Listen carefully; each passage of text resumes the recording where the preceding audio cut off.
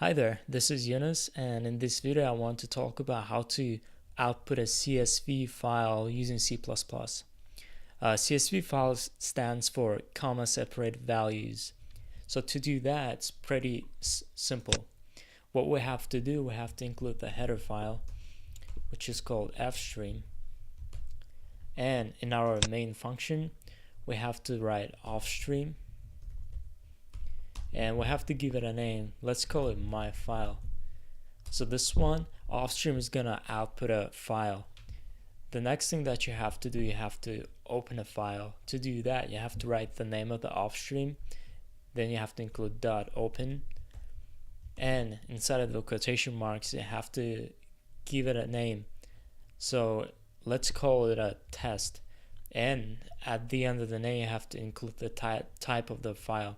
In our case, it's going to be test.csv.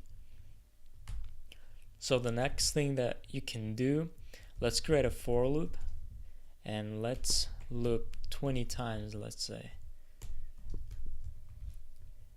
And inside of the loop, we're gonna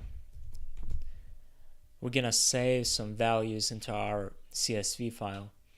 So the trick with the CSV files is that when you include let's say you want to output a I number, which is going to be 0 to 19.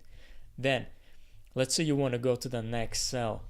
To do that, all you have to do is include comma between values that you want to separate. Let's say I want 0, and right next to it I want I times I. Then if I want to go to the next row, I can just include end line. So if I run this program, it will output and create a CSV file in the same folder that this code is located. Let's run this. So we made a mistake. All right, let's see. So let's check the folder.